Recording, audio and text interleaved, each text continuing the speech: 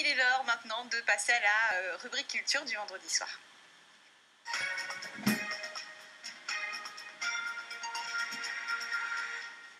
Bonsoir Sigrid. Bonsoir Christelle et bonsoir à tous. Ce soir Sigrid, vous nous emmenez virevolter entre nos racines réunionnaises et le déplacement des enfants dits de la Creuse. Et oui, c'est un pan de notre histoire qui est abordé au travers de la danse pour reconstruire et sortir de notre état de victime.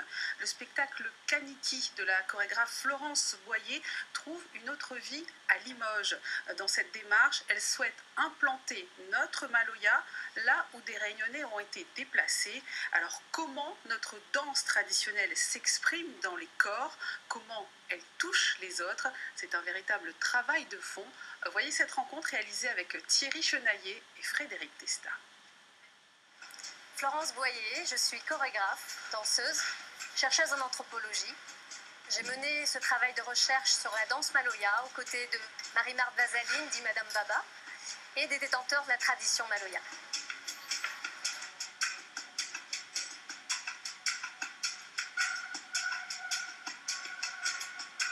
Merci Florence Boyer d'être là avec nous avant de rejoindre l'Opéra de Limoges. C'est une belle aventure qui s'annonce. Oui, tout à fait. On est vraiment ravis avec l'équipe de Limoges, l'équipe du conservatoire, de permettre à cette pièce, Kaniki, mais jouée par les jeunes danseurs du conservatoire de Limoges, avec qui on a mené tout un travail depuis 2021, d'immersion dans la matière chorégraphique Maloya.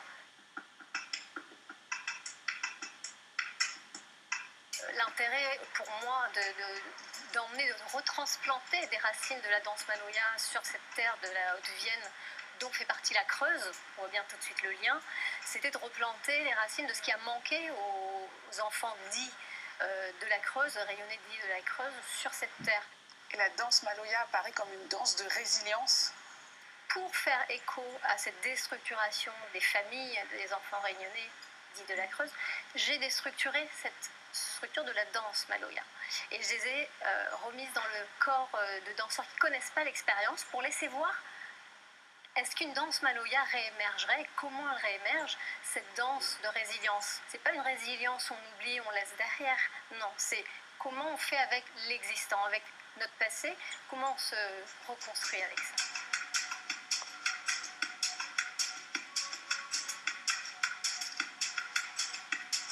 Comment vous avez décidé de devenir danseuse, d'en faire une carrière? C'est une affaire que vous ne décidez pas. Hein. Elle vient tout seule. C'est vrai que je dansais déjà depuis toute petite, et puis dans les familles réunionnaises, mon papa étant un accordéoniste, j'ai grandi dans un monde musical, et la musique forcément habite les corps depuis toute petite. Ce qui m'a encouragée à continuer, c'est d'avoir eu la médaille d'or régionale en 98, ce qui m'a permis d'aller au concours national et de décrocher la médaille d'argent. Et là, je me suis dit, tiens, il y a peut-être... voilà. Mais je faisais mon parcours universitaire en même temps. J'avais vraiment ces deux parcours qui me tenaient à cœur. Et donc, j'ai, comme il dit, ma sotte la mer. Et j'ai continué à me former sur place pour acquérir des bases encore plus solides dans le classique, dans la danse contemporaine, dans les danses africaines, énormément de hip-hop, tout en ayant cette force de la danse Maloya avec moi. Qui t'a jamais quitté finalement? Ah non, effectivement, oui. C'est vrai que j'ai eu un moment à jouer des percussions et naturellement, le rythme qui est sorti, alors même que je ne l'avais jamais appris, c'était un rythme Maloya en fait. Donc on est entouré de ça. Donc même si on n'en a pas conscience, le corps, il sait. Il a une mémoire de ce qu'il entend dont on n'a pas forcément conscience.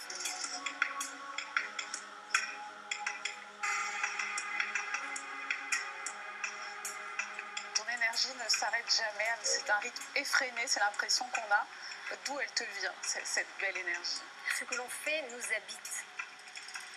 Et comme la manière dont c'est retranscrit, la manière dont ça transpire, ça déborde de moi, c'est ça qui me fait continuer en fait. Parce qu'effectivement, je me dis que si à travers la danse, comme j'ai pu l'amener autant sur les scènes nationales, internationales, que dans le domaine anthropologique de la recherche scientifique, Si ça peut contribuer à faire dire aux Réunionnais qui ont besoin parfois de se dire mais est-ce que ma culture a de la valeur?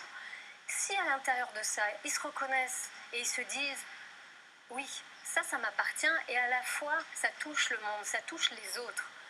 Alors là, j'aurais gagné, effectivement. Je pense, oui. Nous avons de la valeur. Merci Florence Boyer. Avec plaisir, merci Ségrine.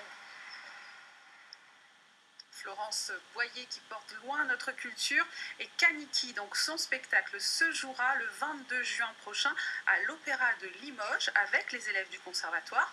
Puis dans une deuxième phase, ces élèves rejoindront ceux du conservatoire de La Réunion pour un flot inédit. Et puis Christelle, j'en profite